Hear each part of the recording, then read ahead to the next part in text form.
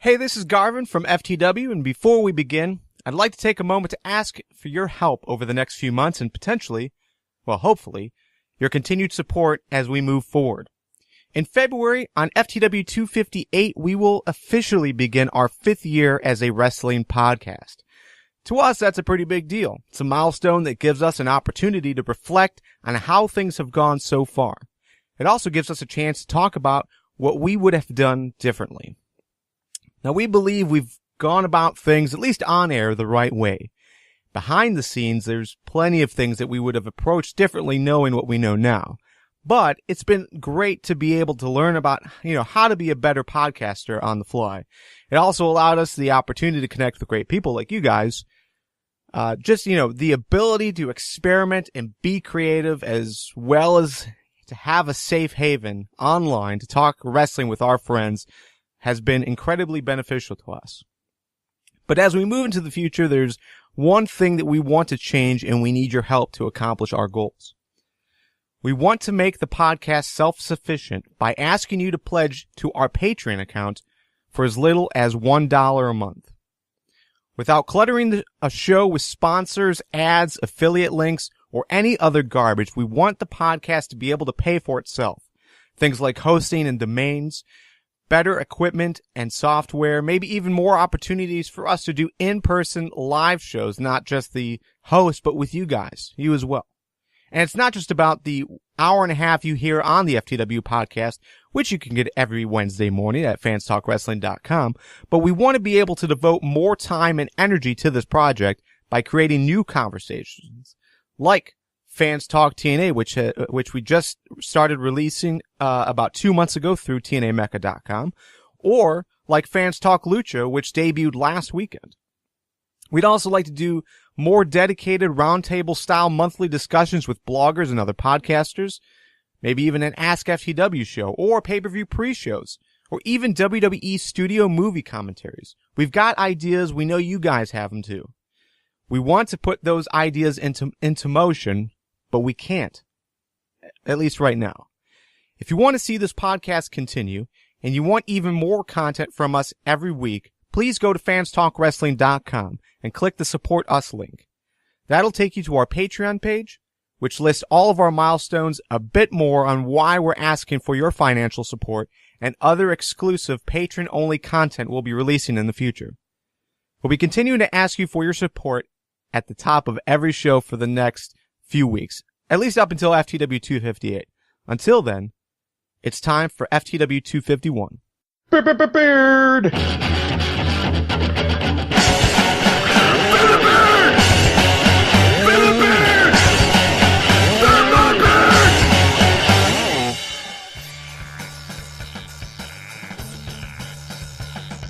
This is Fans Talk Wrestling, a weekly conversation where fans talk the wrestling world in all of its laughable glory.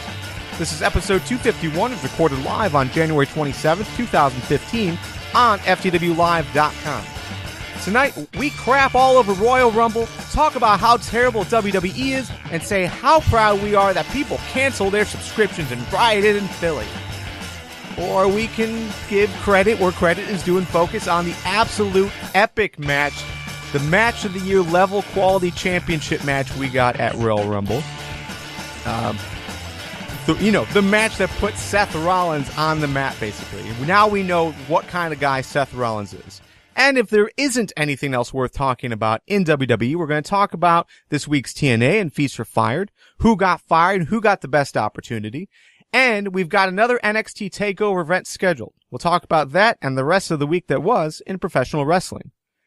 My name is Garvin, and with us tonight, as always, is Nick. Say hello, Nick. Hello, hello. And Joe. Say hello, Joe. Hello, Joe. If you're listening live, say hi and leave your thoughts in the comments here on FTWLive.com. If you're listening on demand, reach out to us and let us know what you thought. And check out fanstalkwrestling.com for full show notes and how to get involved in the future. So let's start it off. We're going to start it off right now with the Royal Rumble card. Basically, there's a lot of dissatisfaction abound if you read Twitter. primarily, if you read Facebook, pretty much everywhere. Reddit is pretty hot on the anti-WWE bandwagon right now. But right now, Royal Rumble card, let's run down the card and then talk about what happened, what was good, what wasn't, that sort of thing. The results. In the kickoff match, Kid Cesaro and Adam Rose defeated The New Day. Usos retained their titles by defeating The Miz. And I say The Miz because he never tagged in Mizdow. We also got the Bella Twins over Paige and Natalya. The Ascension defeated New Age Outlaws. Lesnar is still your WWE champion by defeating Cena and Rollins. And in the Royal Rumble match, Roman Reigns is going to WrestleMania to fight Brock Lesnar in the main event. Overall, guys, what'd you think? Overall, I thought it was a good show. Obviously, there were some things that I'm not exactly happy about. I'm not terribly happy that Roman Reigns is going to WrestleMania instead of Daniel Bryan or even Ziggler or Ambrose. But it was still a pretty decent match overall. And the title match more than made up for that, I think. That was an amazing match, like you said, Garvin. Glad to see the Ascension come out on top in a rather definitive fashion the way they did. And the rest of the matches were pretty good also. This was a solid pay-per-view in my opinion. The only bitch I think people should have is that near the, I would say the latter quarter to third of the actual Rumble match lagged. Like they had things they wanted to do, but they didn't figure out how to connect them properly. But I really don't think this was a bad pay-per-view. I get people are upset that Daniel Bryan didn't win the Rumble or that Bray Wyatt didn't win or any of the other Shield guys besides Roman Reigns. But come on, this was a good, I mean, look, last year, everyone was like, hell yeah, Roman Reigns, hell yeah. Now they're like, fuck that guy. Cause we were gonna get what we wanted last year. Come on. Really? I don't think it was that bad. Yeah, the guy needs to work on his mic, but it's a whole lot better than watching Kevin fucking Nash. You mean you didn't cancel your subscription to the WWE Network? Of course not.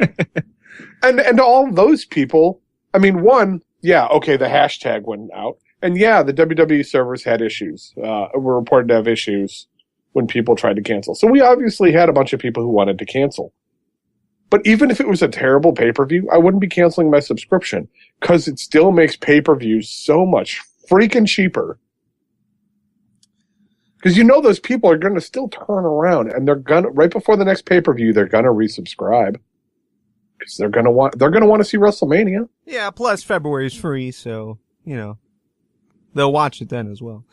So I don't want to harp on this too long. But it seems like you guys did not get the memo that every other podcaster that has recorded and released shows in the last 2 days, or any blogger, or anyone on Reddit, or CSS, or anything like that. Like, everyone's reading from the same bullet point list, which is... Did you just say they got it from CSS? Really? Style sheets? Oh, I'm thinking style sheets. Listen, Cascading style this is sheets. a wrestling podcast show, not a web development show. I'm talking to a web developer. nerd. But still, it's like everyone's reading off of the same bullet point list. Everyone has the same exact complaints. They're expressing it the exact same way. Why do we not get these memos? Like, who writes this? How do we sign up for this newsletter that everyone is reading off of on every other show? Well, you go to pwtorch.com and give them. Oh, man. So for me, I enjoyed this pay-per-view. I probably would have enjoyed it more if I was watching with friends, like if I was out with you, Joe. I think there would be a lot more excitement with it, but I was at home watching it alone. I thought it was good. Kid and Cesaro versus the New Day. I thought it was a good match. That's incorrect. It wasn't a good match? No, it's New Day. Oh, right. Yeah, so my fault. Yeah, got to say it that way every time. Good match, I thought, overall. It was interesting see two things. One, Kid and Cesaro have a new shirt. Shoot, it was a Bullet Club reference, but it was like the Brass Ring Club or something like that. I thought was really cool. New Day definitely got, boos. So it'd be interesting to see how that moves forward, if they're going to make them, do more heelish things, as they were kind of implying that they were going to if they kept losing. So that was pretty interesting. Usos versus Mizdow was the same match we've seen the last 8 weeks at least. So that wasn't really into it for me, but the Bella Twins against Paige and Natalya I thought was okay. They actually had time. Yeah. I think it was like a full 8 minutes or something like that. So yeah, I thought that was cool. I mean, it is what it is. It's not the wrestling that we get on NXT. We'd like to see Paige versus Natalya. We think that they could probably, do better as a singles match. But overall, I mean, it is what it is. And I think it continued the stories that they're trying to tell. Nothing felt filler here. It seems like everything served the purpose of continuing the story. We might not like it, but it is that, I mean, that's the story that we're being told. So I think nothing really fell short for me. The only thing that I will say is I'm in agreement. Top 5, as far as the top 5 guys that I would have been fine with WWE putting over in the Royal Rumble. Roman Reigns is not in that list. But do I have anger because Roman Reigns won? No. I mean, hell, I could have told you Roman Reigns was going to win it. You did. Oh, wait, I did. That's right. I mean, I did pick the winner. It was the obvious choice. We knew who was going to win. So I'm not at all. I am not bothered by the result. I think. Then why didn't you pick it in our predictions? Well, because I went with who I wanted to win, Daniel Bryan. But Monday morning quarterback, or in this case, Tuesday night quarterback. I think Roman Reigns was the better choice. I was going with my gut. I wanted Daniel Bryan to win, but just look at everything that I said last episode. It was like, can WWE trust Daniel Bryan to stay healthy? Do they want to give him that WrestleMania spot on his first, his basically his second big match back? They probably don't. They probably don't want to give that to him. So, yeah, I think overall it makes sense. I think they could have done it better. As far as Reigns, I think eliminated 4 people. If he was a bit more impressive like he was the previous year, I think people would be a little bit more okay with it. But Daniel Bryan being eliminated the way he was, Big Show and Kane getting rid of Ambrose and Dolph Ziggler and Ryback and a few other guys. I mean, I don't know. There is a part of the fan base that's taking that as a slap in the face, but Roman Reigns is going to be the new target for the Authority. So for Kane and Big Show to be the guys that are trying to take him out, I think it makes sense, man. I think the story totally makes sense. Mm-hmm. So yeah, it's going to be a good time. I mean, they have potential with it. And they have a lot of stuff to work up to with that. I mean, you've got the Authority, you've got Heyman and Lesnar that they can add in there because, well, they're going to have to if he's going to get all the way to WrestleMania. But we still have a pay-per-view in the middle, so things can get mixed up there too. We could end up with a rematch. No, not a rematch. I say a triple threat. Right. Sorry, I'm having brain farts. But we could end up with a triple threat for WrestleMania. Because what do you do with Reigns and Lesnar? I mean, Lesnar, maybe you take him out because he's got, that broken rib, quote unquote. You've got that as an option. So I don't see it being turned into a triple threat. If it is, I could see Rollins being put in there, as in like Rollins is cashing in his title shot to have that main event at WrestleMania. I could see that. But I don't know if it's going to tell the story that we would want it to at that point. Because, if Rollins cashes in or Rollins is in that main event, we want him to win, for sure. Anything less, I think we're going to get similar backlash from the general IWC. Could we see Rollins versus Lesnar at Fastlane where Rollins wins and Lesnar goes in as the underdog into WrestleMania and loses there. How strong would that make? So Lesnar Reigns would wrestle 3 pay-per-views in a row. Let me get that straight first, right? That's what you're saying? And he's going to lose his final 2 matches. Yeah. I don't know, man. Look at his last run. He lost a shit ton. Sure. But I think right now the story that's going to be told is Lesnar has hurt ribs. What is Roman Reigns' finisher? Spear or the Superman punch. It's the spear. It's going to be a shooting star press. But I mean, like, that's the perfect match to have Roman Reigns take Lesnar out with a spear. And it would be believable because, right now, it's hard to believe anyone will be able to defeat Lesnar. I mean, the guy is unstoppable. He took like 3-4 AAs in a row. Just the guy is a beast. Roman Reigns is not believable. Not because of how they've told the story of Roman Reigns, but just because of how they've told the story of Brock Lesnar. So making Brock Lesnar weak right here and having Roman Reigns using that spear. I mean, that's a perfect way to tell that story. I'm with Joe, actually. I think they will make it a triple threat. Simply given the interview that Daniel Bryan had, where he was talking about how it would be a much better WrestleMania if it was him versus Lesnar. I don't see them dropping Reigns out of the title picture because Vince has such a hard-on for Reigns that it's ridiculous. But I don't think we've seen the last of Daniel Bryan in the title picture yet. And Rollins can still be a factor up to WrestleMania. I don't see him cashing in and announcing his cash-in date like Cena did. But yeah, I definitely see Rollins cashing in after the fact. All right, so here's a theory. I'm gonna lay this theory out for you guys, and then we're gonna go and talk about some of the things that are being talked about in the chat.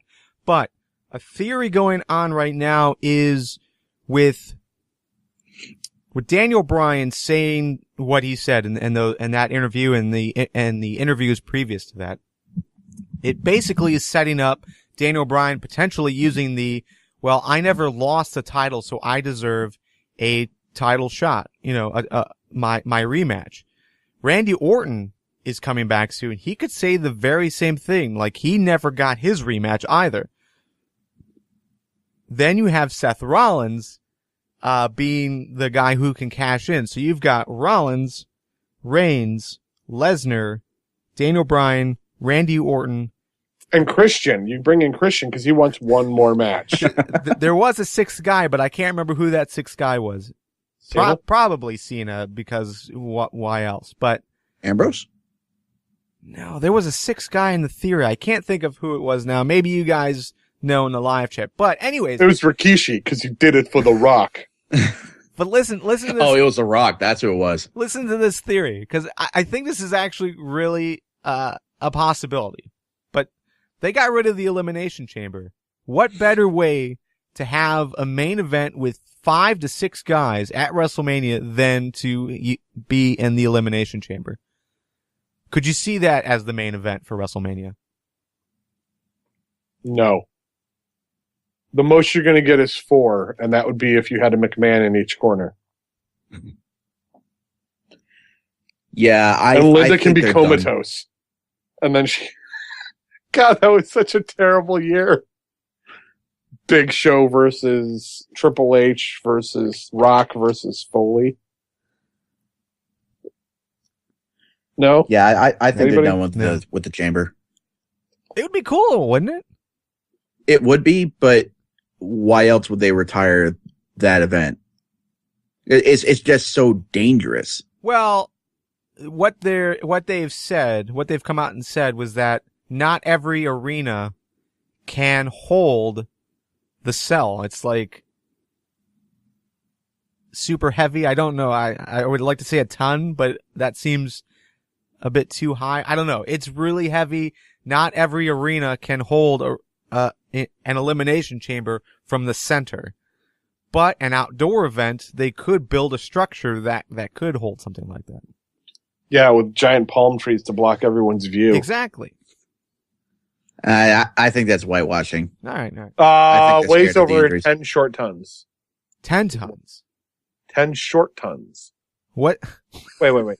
The structure itself is 16 feet high, 36 feet in diameter, and weighs over 10 short tons, which is 9,100 kilograms.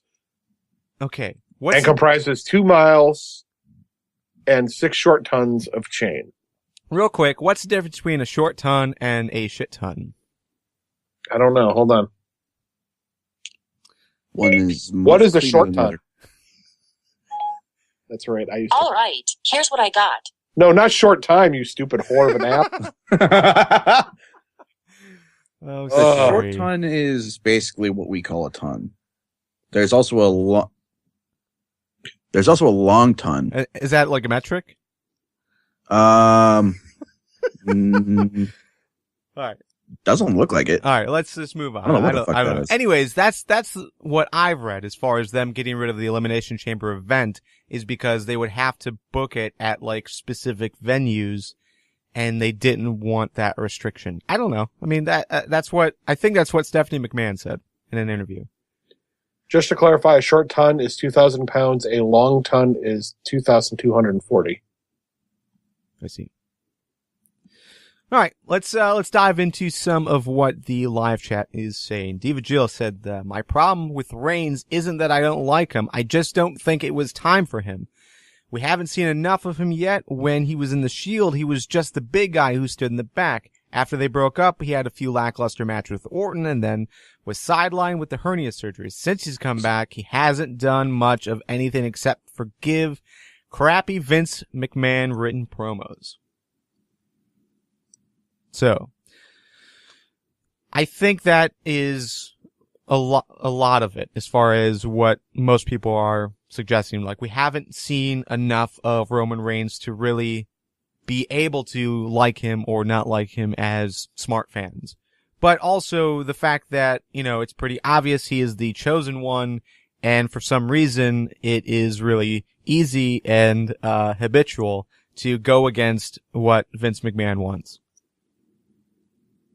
I mean, we all call him the genius that he's, that he is. We also rave about what he did for the business, but for some reason, it seems like anytime it's obvious that Vince is behind a guy, we retaliate with internet hate. So, that's just my opinion. What do you think about what Jill said? Sorry, Jill. There's a lot of accuracy there. I don't think he's been booked well since he came back from the hernia surgery. And it's true.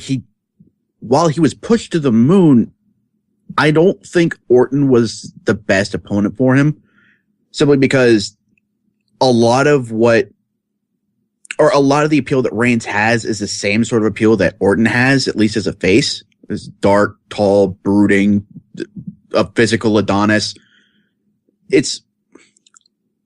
I really don't think he's been booked well since the Shield breakup. And I think that's a lot of where the problems surrounding him stem from. Well, who has? I think if he'd been... What's that? Who has? Besides Rollins. I think Ambrose was booked decently. I think Wyatt was a great opponent for him. And I think if those matches had gone a little better, I think he'd be in a lot better shape right now. And plus, Ambrose versus Rollins was phenomenal. Okay. Also in the live chat, McBrad's is basically arguing that point. If Reigns isn't ready, who really is ready? Daniel Bryan? Daniel Bryan isn't 100%. That's obvious. Ziggler, there's no consistent booking for Ziggler, so Ziggler can't really be ready. Bray, maybe? Rusev, maybe? No one is ready. Yeah, we can throw Cesaro out there too. I'd love it if Ryback won. I heard tomorrow. No. But Sorry. still, who really is ready? Like, that we can universally agree is ready right now to be in the main event for WrestleMania, besides Lesnar. John Cena. Really? I mean, that's who else you got? That's the problem. They don't. I just said Cesaro. I don't think he's ready. He doesn't have enough build-up. Reigns has more build-up for a main event run than. That's the problem. There isn't any build-up for Cesaro. Yeah, and Vince already told you you're wrong, that Cesaro does not connect with the audience. Oh yeah, that's right. Yeah, I told you before, Cesaro doesn't connect with the audience. Better. Yeah, I mean, that's such where a I'm coming from. ridiculous premise. There really isn't any idea, like any firm choice here. No one is ready because something that we've complained about for TNA for the last 3 or 4 years, they are not making stars. They're not doing what they need to do to make the next big guy. In WWE, we've seen the same thing. Lesnar came back after what, like 10 years or something like that? And he is your big star. After that's John Cena. We have hopes for Dolph. We have hopes for Cesaro. We have hopes for Wyatt and Rusev and, you name them. Reigns can fit in that group too. That, I hope the guy can do well. But the fact is like, they just are not booking anyone to be that favorite. See, I don't think you need to be booked like a star in order to be ready for Mania. I'll go back to Cesaro. He's clearly ready for that sort of role. The crowd's behind him. He puts on amazing matches. He's got a great character right now. He's knocking it out of the park with Tyson Kidd, of all people. But that's the thing. Why isn't he ready? Other than Vince says he doesn't connect with the audience, but it's just the most ridiculous premise I've ever heard. Someone can work great in a tag team and not be ready for singles. I'm not debating the fact that Cesaro is fantastic in the ring. He is. But there's other pieces of the formula here. Cesaro had a great feud with Sheamus in singles competition. Yeah, but they haven't done that. Yeah. And maybe, I mean, Sheamus hasn't been around for a while. Maybe they're going to totally do something with him. They could do him with Cesaro again if they're going to try to push Cesaro toward that direction, but I don't know. I think one of my big problems about the Royal Rumble is that everyone's mad that Reigns got the win. Who else did you have? Who had the most potential to look good against Brock Lesnar? You can keep saying Cesaro if you want, but what do you got? It's not, Cesaro can't, because Cesaro is involved in other things. So who do you put there? Ziggler's always an option. But Ziggler versus Lesnar, do you see it? I mean, Daniel Bryan, yeah, but I don't think Daniel Bryan's ready to be back and carry that torch right now. Like Garvin said, he's still shaky. He's still not ready. They're taking him a little slower. Yeah, he's back. Yeah, he's a top star. But I don't think he's ready. Ambrose isn't really an option. Because they've pretty much squashed him with Bray Wyatt. Bray Wyatt is more of an opportunity. But where do you connect the storyline there? Ryback? Come on. Ryback needs to tighten up his game in the ring. But he's an option. He could totally be like the guy who will end up going after Reigns. At the end of the day, anyone who is given consistent wins over a few month period and is built up to look legit, they can take on Lesnar. They can be in that main event spot. The problem is we haven't gotten that at all. Dolph wins for a month or two and then loses every match. Bray Wyatt wins matches and then loses the big ones. Ambrose has lost every single pay-per-view match I think he's ever been in. As a singles competitor, at least. So, I mean, that is a major issue with me, is that as long as they're continuing to be 50-50 on every single guy, there is no guy that is legit enough to face Brock Lesnar. There is no guy that is better right now than Roman Reigns. Story-wise. See, story-wise, I still wouldn't even agree with that. You guys are saying Daniel Bryan's not ready to come back. I haven't seen that. He's been pretty great in the ring thus far. I can accept that you still need to kind of take it slow with him just to make sure he's not just a hair's breadth away from snapping something, but there's still 2 months to Mania. I'll give you that. Bryan is the exception. But this was his first match back. I mean, first his major first match. Match back. And he lost. Okay. Yeah. Not everybody can win the Royal Rumble. Yeah, I know. All right, let's continue on. Pay-per-view picks. This week, Nick, you had 3 correct picks. I had 4, and Joe, you had 5 correct picks. I think the only one you did not get was the kickoff match. You chose The New Day. New Day!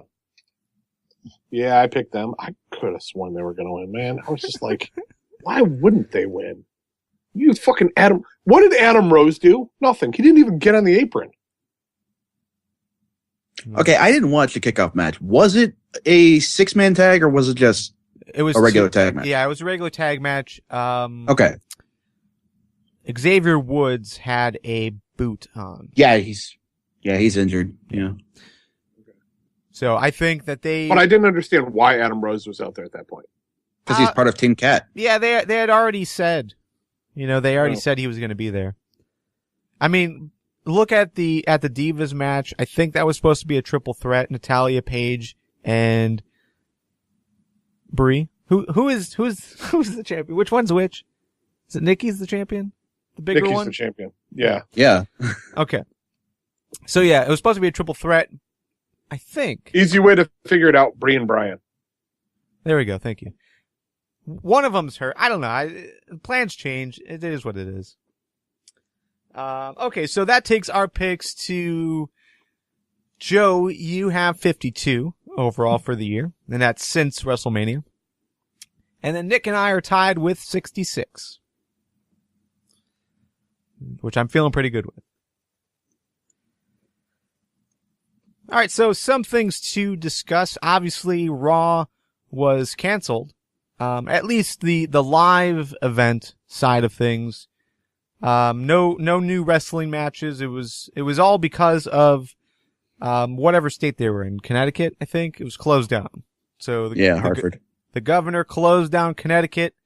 So WWE had to pack all their trucks back up, ship everyone out, and they went to Titan Towers. And yeah. I don't know if you guys watched Raw, but I thought that this was the most entertaining and easy to watch Raw ever. And I don't think I'm alone, because I think this is one of the highest rated Raws since WrestleMania. And it has to do, obviously, with all of the internet backlash.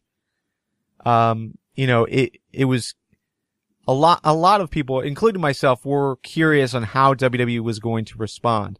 But then the fact that there was this winter storm that wasn't going to allow them to do an actual event, I was personally curious to see how they were actually going to hold a full 3 hours.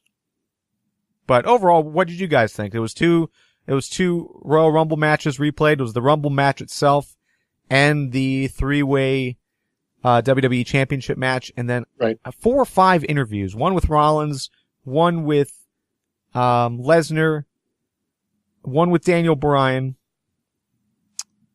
one with Reigns, and then one with Reigns and Lesnar. And don't forget the impromptu Ambrose. And Ambrose at the end, yeah.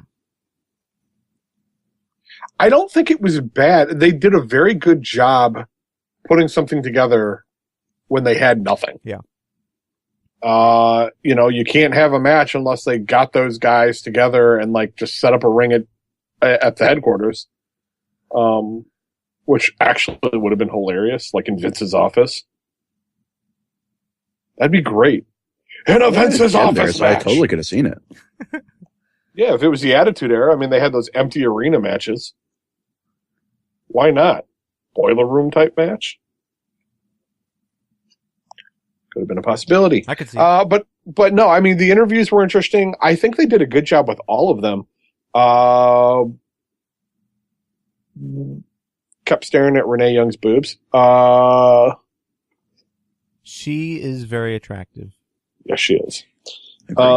I suggested to her over Twitter, I don't think she responded to me, but I suggested to her on Twitter that she needs pearls, and I think if she wore some pearls, that would like complete the look that she's going for right now. Her outfit at the Rumble was this is good. Next thing you know, we're going to be talking about but who watches Total Divas again? That would be you, Nick. Michelle. Not the million subscribers to the WWE Network.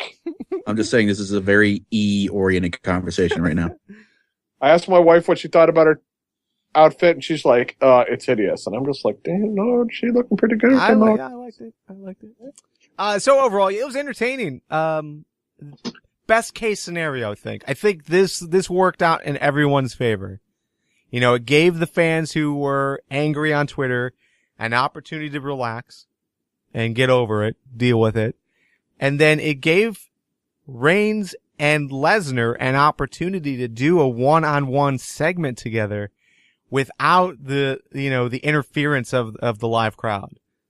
And just them two alone being real, unscripted, I thought it worked perfectly. And it definitely made me a lot more interested in this matchup. Yeah, I think it really did help build that because a lot of people were worried after the WrestleMania or the Royal Rumble about Reigns and Lesnar. But I think that the interview did a lot to help it. With Heyman going, yeah, I respect you. I respect your family. I've known your family longer than you have. And they're not telling you, Rock is your family. Rock never asked for a rematch against Brock Lesnar. Maybe it was Rock. Think about that. Think about why Rock never asked for a rematch. Yeah. That was awesome. I wish that Reigns could have had a little more to say because it just, And those chairs were awkward. Him moving the chair to sit back down to talk to Lesnar face to face. That was like an awkward moment, but overall, it was good. It was real good. There is a news flash here, and I have to do this. Spoilers? No spoilers, but because Kevin was occupied, he was just texting me about how he wanted to be on the show. But he couldn't. But he wanted to rant about the fans' reaction to Reigns winning. So, me. What do people want?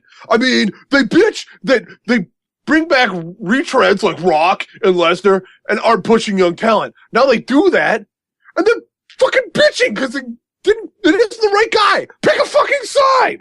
That's my attempt at doing Kevin exasperated. Yeah, that sounded good, man. Thank you. Sounded legit. But that was verbatim from a text he just sent. So, like all the spaces in between words as he's trying to figure out what to say next. Well, I wasn't sure if he meant retreads or retards, but I went with what was typed. Yeah. Okay. No, you know what? It is a good concern to have, as far as we get what we ask for all the time. We wanted Zack Ryder. We wanted new guys, and, we get it, and then we're not happy with what we've got. I don't know. But yeah, I think that was good. Joe, you are getting props in the live chat for your Kevin impression. Yep. And if you contribute to our Patreon in February, we might be able to get Kevin back. That should be a milestone. A milestone, yeah. I agree. That'd be a good one to have. All right, so before we move on, let's talk real briefly as possible, the whole cancel WWE Network hashtag movement that happened on Twitter. Overall, your thoughts. Do you think this was a good way for the fans to attack WWE on the perceived bad decision of making Roman Reigns your WrestleMania main event? No. This was the definition of a paper tiger, especially since the WWE announced they hit 1 million subscribers because of the Royal Rumble. So it's ridiculous. People being assholes on the internet, and it's just blatantly ridiculous. I don't understand why this is the response. I understand not being happy about the end result, but starting up a hashtag as blatantly ridiculous as this, when everyone knows very few people are actually going to follow through with that. Yeah, I mean, maybe people, maybe they did cancel, but like I said earlier, they're going to resubscribe for WrestleMania. Why? Because they don't want to pay $65 or, 55 to what? No, I think a normal pay-per-view is 55. So $65 to watch it in HD? Something like that. Right. It's absurd. Yeah, it's an absurd amount. I'd rather pay the $9.99, stream it through the Roku like I just did, and be incredibly happy with my picture quality. Yeah. Remember, for what you pay for the pay-per-view, for the network for a year, we'll pay for just under 3 pay-per-views if you get them through normal channels.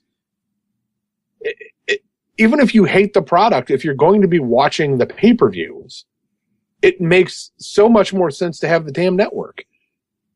And really, a hashtag doesn't mean shit. Let's be honest. Slacktivism is what it is.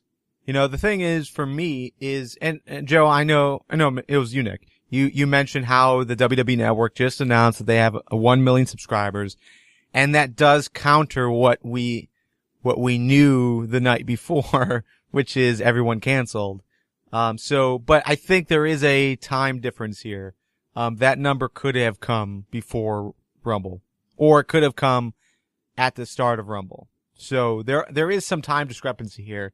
It's possible a lot of people unsubscribed.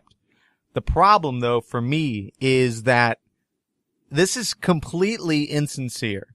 Just like Twitter always is, just like Reddit always is, there's a lot of people angry, a lot of people that are trying to make it seem like they're taking it to the man and, taking their money away from Vince.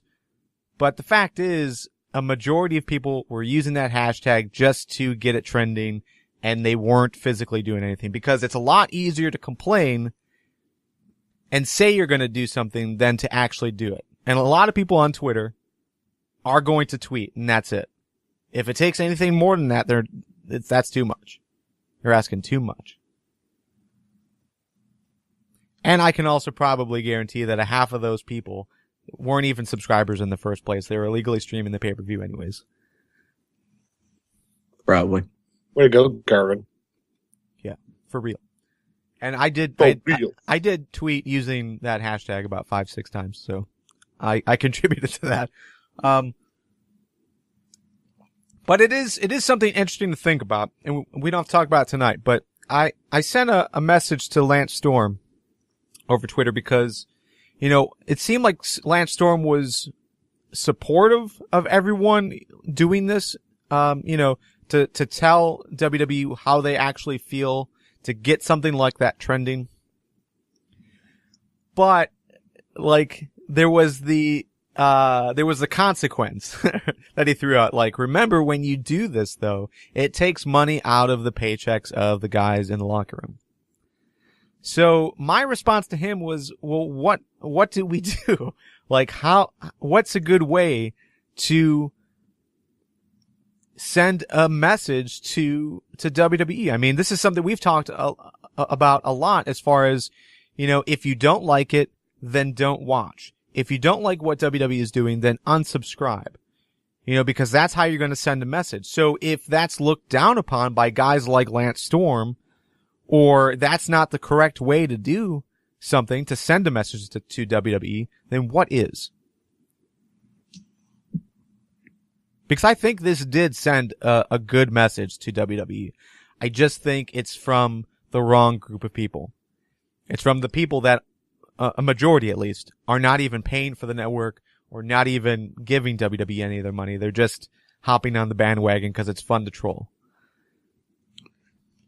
I mean, this was absolutely a hollow threat, because a lot of the people, even if they did watch on the network, they're not going to subscribe over this.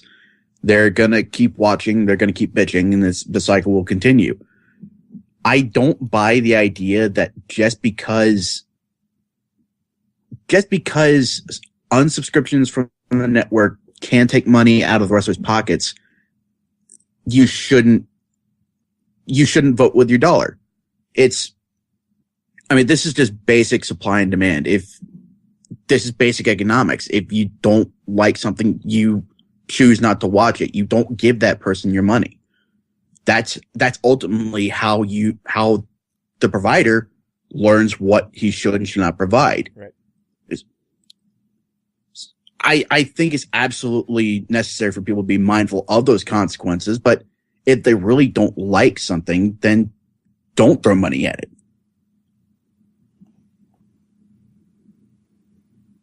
Okay.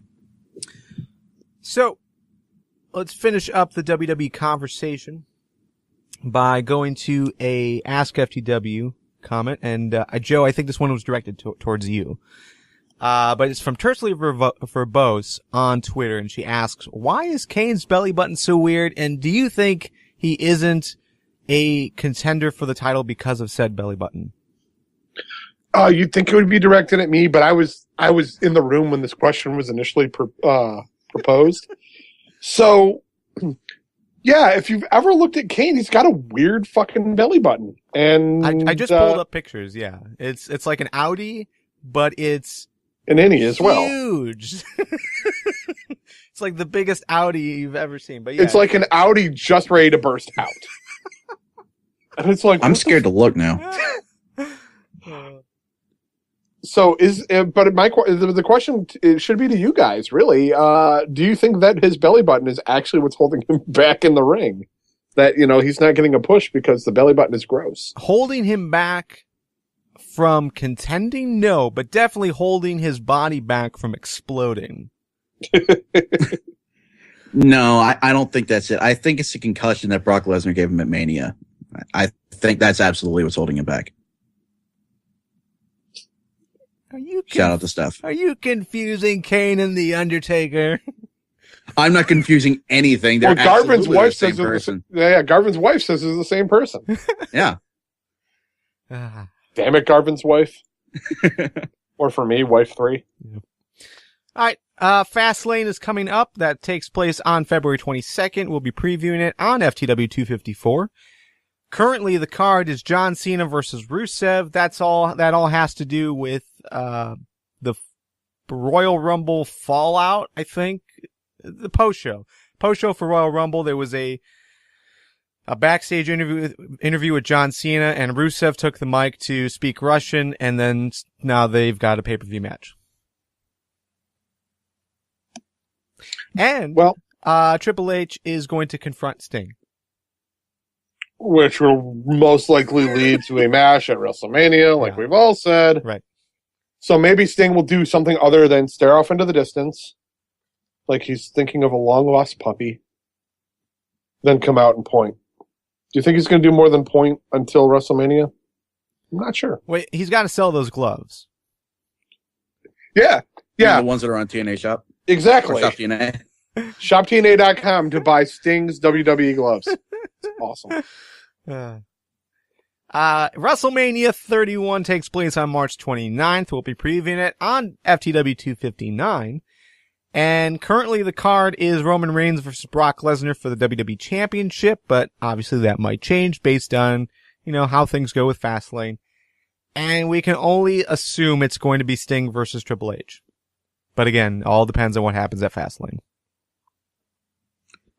We're absolutely getting Roman Reigns versus Curtis Axel at Fastlane, right? Because Curtis Axel was screwed out of his Rumble spot. Yeah, I'm curious what they do, because that is a thing that people want, like, a conclusion on. Well, like, I think the whole Curtis Axel was never eliminated thing is kind of stupid because he never actually entered the ring, so he never actually took part in the match. Yeah, but and that's the thing that was brought up on the Stone Cold podcast with Wade Keller. I listened to it today, and they brought up the fact that the WWE really needs to work on like a PDF that anybody can download that lists the rules, so that the announcers can reference that. Right. Like, if you don't enter the ring within 60 seconds, you're immediately disqualified. Like, at least then they could get in the ring. If they go out underneath the bottom rope or the middle rope, that's fine. But your chance of winning doesn't start, or your eligibility doesn't start until you're actually in. Yeah, I just think it's hilarious that some people need a PDF to know that if you don't get in the ring, you're not in the match. Well, no, I mean, that was his spot. Like, he came out for it, but does that automatically mean that any Punk match, anybody that came out with his jacket but turned out not to be Punk was in his spot? Well, they actually did say that. I mean, you could argue that Eric Rowan got the spot because he got in the ring at that time. It. You could say he stole it. But he wasn't officially part of the match. Exactly. They stated he was not eligible. He did not win eligibility to be in the match. So it was a 29-man battle royal. That is bait and switch at its best. They're got to slowly do that, though, to make up for the 40-man match that they had. So they got to eke it back down so it averages out over the whole time span. So each year moving forward, they're going to slowly trim it down to 28, then 27, then 26. Yeah. Well, until they account for those 10 guys, and then they're back to 30. Okay. You see what I'm saying? Are you picking up what I'm putting down? I'm picking that up. For reals. Okay. Well, I think he deserves something. Just saying. All right. Well, I guess we can move on. Overall, though, are you happy with the direction that WWE is taking? Not entirely, but it's not nearly as bad as a lot of people are saying. Yeah, I think people are blowing it out of proportion, but it's better than Batista. Let's just state that one. It's better than Batista. There's a lot of things better than Batista. I dare say that Batista's run last year was better than Guardians of the Galaxy, but I know I'll get a lot of hate for that. I still haven't seen Guardians of the Galaxy, so I can't comment. I have not either. I would not, and that's my. Really? I heard it was good. The wife and I watched Talking Raccoons. I know They're that's like tree things, right? Yeah, it's Tree Vin Diesel. Tree Diesel. Yeah. Yeah, I didn't like it. Just didn't like it. It didn't. I've loved just about every other Marvel movie that's been done. That one I haven't bought it on Blu-ray. I'm like, I haven't seen it, but all the other Marvel movies have been good. No. But Sexy Space Pirate. Who? Karen Gillan. Okay, yes, that one. Yes. If you were talking about what's her name from Star Trek, Oh. Zoe blah blah blah blah. Saldana? Salsadana, yeah, whatever the hell it is. All right, let's move on to some NXT. NXT is something we have not spent a whole lot of time with. Maybe that's something we spend a whole lot of time with in the future. Fans Talk NXT is a milestone on our Patreon account. Definitely check that out, guys. But yeah, overall, there's a lot of stuff's going on. Obviously, the main story right now is Zayn versus Owens. So what happened last week is we got, the match was booked, Zayn versus Owens at NXT Takeover 4, which is going to take place on February 11th. We're going to be previewing that on FTW253. We also got Finn Balor over Curtis Axel in the NXT Championship Tournament. So they're obviously moving forward. We're trying to find who's going to be that next contender. Obviously, it's not Kevin Owens. They're not going to give him that benefit, even though we all know, Owens is awesome, but they want him to earn it. So he's going to be skipped over for this tournament as it stands right now. We also got Hideo Itami over Tyler Breeze in the same tournament. Next week, we're going to get Adrian Neville versus Tyson Kidd and Bull Dempsey versus Baron Corbin. Nick, your thoughts about this tournament? Are you liking it? I'm digging it. I like the first two matches. I thought Balor versus Axel was especially good. Not to take anything away from Itami and Breeze, but it's a little hard to consider Breeze in contention for the title when he does have the looming specter of Marcus Louis just leering at him from parts unknown backstage with his Phantom of the Opera gimmick.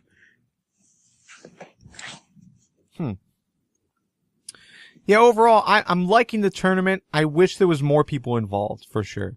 But, it seems like they're fast-tracking to NXT TakeOver 4. They're trying to rush the decision. So, this week we've got, last week and this week we've got 4 matches. So your first round, second round.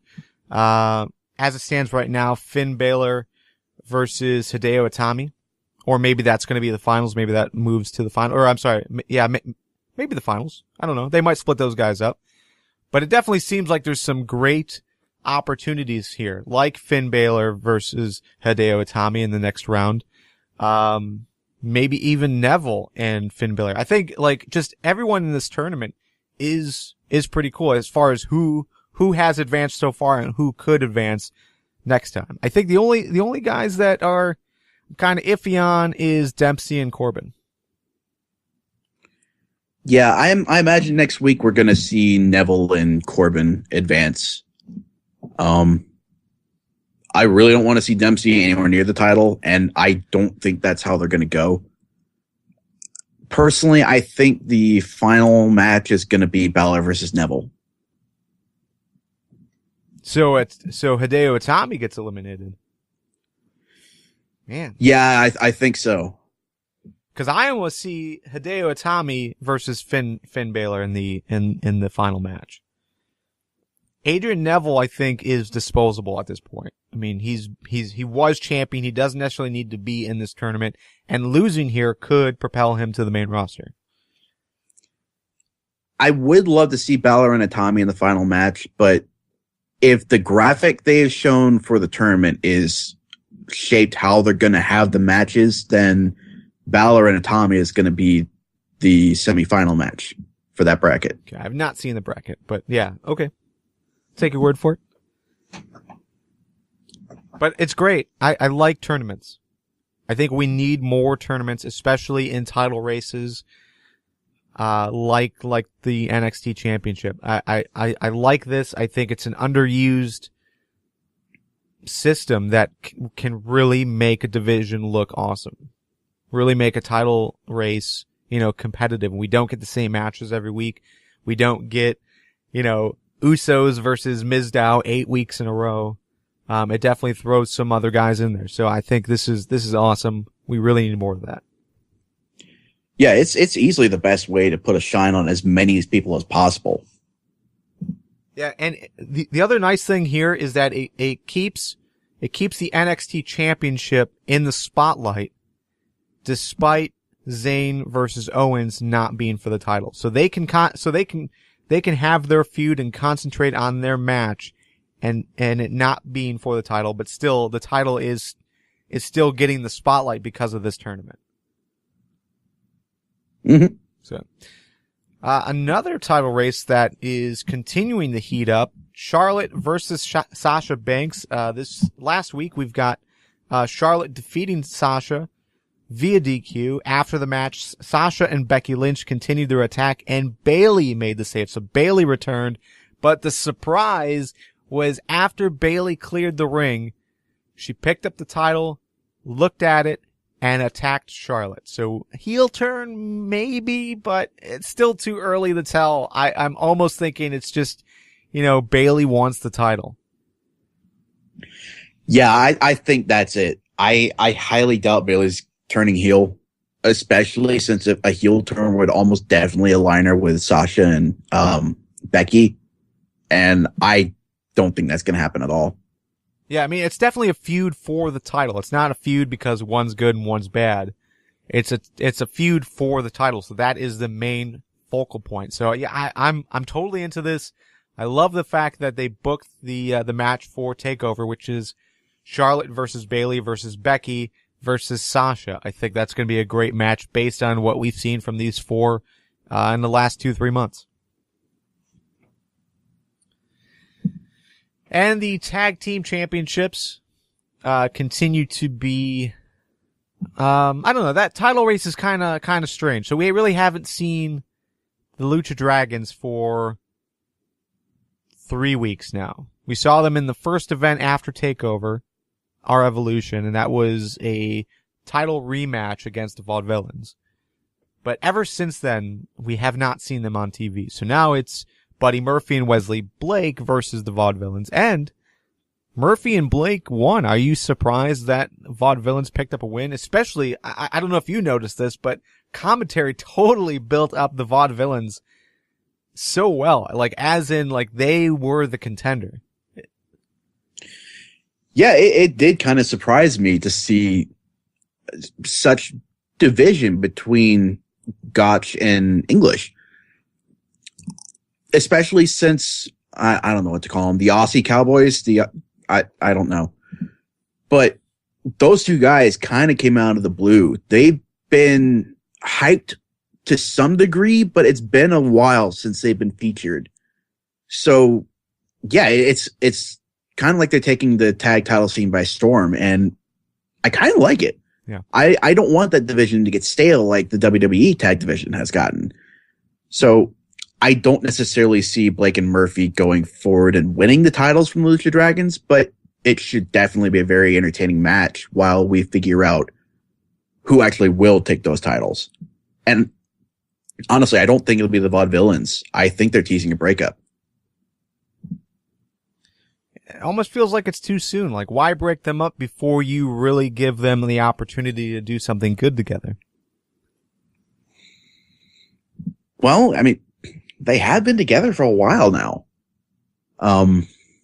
They won a tournament to fight for the titles, but outside of that, they were still losing a lot. Yeah, I don't remember the tournament being one elimination. I think it was like some kind of round robin style tournament. Does that sound familiar to you? I thought they lost once or twice and then picked up some wins at the end. You know, I can't exactly remember. You are right. I would like to see the Vaudevillains stick together longer, but I don't know. I'm getting the feeling that Aiden English isn't exactly beloved by the fans. I think it's entirely Gotch's following that's carrying that team. So totally. I'm kind of wondering if maybe that could be a possible reason for a breakup. Maybe to get some heat for English by having them feud. Yeah, I could see that. You know, I'm on the NXT website right now, and I am not seeing the brackets. So there's, obviously there's some controversy here of what these brackets look like. I don't remember seeing them on TV. Blue says that Balor and Atami were separated. Obviously you are disagreeing, but I'm looking for this tournament bracket and I'm not seeing it. Yeah, I saw it on this past NXT, so. Okay. Hopefully we can find this.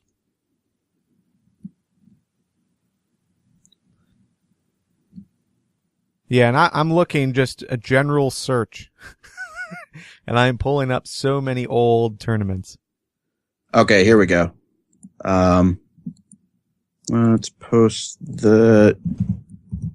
Yeah. Okay, cool. Wow, how am I not seeing it? Yeah, okay. It's in the live chat, Joe. Yeah, Oh, okay. that's fine. So so right now it looks like no, they're separated. It's Finn Balor versus the winner of Adrian Neville and Tyson Kidd. No. Yeah, because we'll have this in the show notes if you haven't seen it yet. But there is a box right underneath those two. It's not Okay, it's not set up like you normally see it, because normally you see it. Yeah. It's 2 and 2, and as far as on the left side there's 2, and on the right side there's 2, and they merge in the center. This is top and bottom, and they merge in the center. Yeah, I Okay. see that now. I gotcha. I totally blocked out that box. That's what she said? No. No, Okay, so we could definitely have Balor versus Itami for I- the finals match. that's what makes sense to me. Because again, Neville is disposable at this point, and I don't see. I mean it seems like Bull Dempsey is going to lose. Corbin's going to advance, but there's no way Corbin is going to be put into the top contender spot, or even No, and close to it. Yeah, and I think that could be a good way to get some momentum behind Itami, because ever since the Ascension started beating him down and Balor got brought back in, Yeah. he's kind of taken a back seat, whereas Balor's been the focal point, especially with that entrance. Yeah. Beating somebody that's been on such a roll like Corbin has would definitely be a good way to set him up and legitimize him for a title shot, Yeah. And even if he doesn't ultimately get that shot. Sure. And Blue is saying in the live chat, that he says, I think Bull will beat Corbin, probably leading to a decider between them at TakeOver. And I think that makes sense as well. So Corbin versus Bull Dempsey in the rubber match at TakeOver. I could also see that. Yeah. I like that. So what to look forward to this week. We've got Adrian Neville versus Tyson Kidd, as well as Bull Dempsey versus Baron Corbin in the NXT Championship Tournament. We'll also get the contract signing between Sami Zayn and Kevin Owens, which should be really interesting. One of the only contract signings I think I've ever looked forward to. And then we also get the Lucha Dragons versus Buddy Murphy and Wesley Blake for the Tag Team Championships. So that is this week on NXT. Should be really cool. Again, NXT TakeOver 4. I don't think they have an official name for it yet, but it's the 4th one. That's going to take place on February 11th. We'll be previewing it in full on FTW253. And should note that the Fans Talk WWE Championship, which we gave to Sami Zayn, he is still your champion, based on the fact that he has not defended it since last week, since 2 weeks ago, or whenever he faced Neville. But he defeated Neville, and this week he did not have a match. So, pretty good. I think we made a good move on the Fans Talk WWE Championship. The Fans Talk TNA Champion, however, if you guys remember, we did give it to Bobby Roode. He lost it in the first match that he had. Lashley is your champion. If you want some TNA talk, we've run out of time for this conversation, but we will be talking TNA on Fans Talk TNA this week. It's going to be out on Thursday at midnight over on TNAMecca.com. So definitely look forward to that. That is our exclusive TNA conversation we do every week. Lots of fun. Women wrestlers aren't getting paid? Why do you do a job? Here is your win You do any job, and fail is to fucking get paid! of the week. And with that, I guess we can go into win and fail. What's your win of the week, Joe? My win of the week is going to be Bray Wyatt. He had a great showing in the Royal Rumble. It was fantastic. He put out a lot of great energy. He did a lot of great work in that match. And I was just very entertained by everything he did. He appeared strong, and that's what he needed.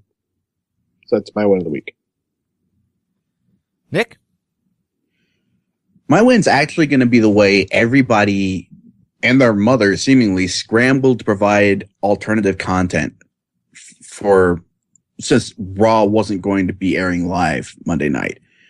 I saw Raw Alternative was being aired again. Hood Slam was showing a show of their own. Let's see. I want to say Interspecies Wrestling made something available. Chikara had a best of feed running on their website, which is what I switched to after I caught up on what I missed of the Rumble. Yeah. Let's see what else. FWE aired night 2 of their Refueled show, which from what I hear was far and away much better than night 1, which you and me both watched, Garvin. I can't recall any other specifics, but I know there were others. Lucha Underground had Viva de Blizzard. Yeah. Or right. Viva de la Blizzard, something like that. Yeah, it's just, I like the fact that people scramble to try and take advantage of that. And honestly, I want more of that even when Raw is airing. Like, Raw Alternative didn't take off the way I think a lot of us hoped it would. But if more companies start making things available like that on at least a semi-regular basis, so people kind of get used to that idea, I think it'd be better for a lot of people. I definitely wouldn't mind seeing more Chikara. Yeah, it should be interesting if the other companies report numbers, because this was the highest rated Raw since WrestleMania, like legit. The highest rated Raw, not rated, but highest viewed Raw since WrestleMania. So overall, which blows my mind, since it was just re-aired Rumble content. Everybody apparently shat on that. Yeah, so you've got so many people watching Raw than they normally have. Then all of these other companies getting people to watch. I'm sure there was quite a few that were double dipping as far as they were watching what was on YouTube during like a Rumble replay or something like that. But yeah, overall, I'd like to see how many people were tuning into these alternative, because I think that would be great to like that would be a great example of how another company could actually do something cool every week on Monday, even when WWE is succeeding in bringing their viewers. Yeah, and just as an aside, if you can find it like on YouTube or anywhere, if you can find Rockstar Spud versus Juan Francisco de Coronado, Battle of the Bow Ties. That is an excellent comedy match, and it showcases that Spud actually can wrestle. So definitely give that a watch. It's like 10 minutes, but it's hilarious. Nick, if you definitely worth your time. If you can find that, put that in the show doc, and I'll add that to the show notes to the archive. Let's see if that is on YouTube. All right, so we have a win on Facebook. Definitely want to mention Benjamin Megenberg. He said his win of the week was the Falcon Arrow by John Cena, which was really cool, actually. A lot of people were saying that was the Michinoku driver, but it was not. We also have wins in the live chat. Roman Reigns winning. Roman Wayans. Yeah, man, I'm messing up names. The everywhere. fifth Wayne brother. Yeah. Bray Wyatt, EC3, TNA's production team, and the reaction of the IWC. It was very entertaining. Another win for WWE24. I actually did not get an opportunity to watch that, but I have heard good things. It's basically like a backstage look at WrestleMania. Some more wins for TNA, NXT, Lucha Underground, ROH. The debut of Alberto El Patron. I think that's all we got from the live chat. My win of the week. Generally, this was a great week of wrestling. I don't have many complaints at all. They're minor nitpicky stuff. But yeah, I thought Lucha Underground this week was fantastic. NXT was fantastic. Love the Zayn versus Owens feud that's brewing right now. Love the NXT Championship tournament. TNA was really good too. We'll talk about that again, like I said, over on Fans Talk TNA. Another win was the debut of Fans Talk Lucha. I sat down with the wife to talk Lucha Underground. That's going to be a new podcast that we're going to be releasing every week, hopefully. That's the goal. But I thought it was a fun conversation. We're getting some really, really good feedback on it. Yep, that was a great show. I really enjoyed it. It's completely different than anything we've put out under the FTW banner, and it really is the best husband and wife team in wrestling today. Yeah, one of two. It's better even than Triple H and Stephanie. Well, yeah. All right, and but yeah, it's gonna be released on Saturdays. So it gives you guys a couple days to watch Lucha Underground. Gives us a couple days to watch Lucha Underground. It just fits in our schedule, so Saturday seems like a good day. And despite it being released on a weekend, it actually has some pretty good download numbers. I was surprised, so really good to see. Our fails of the week. Joe, what's your fail?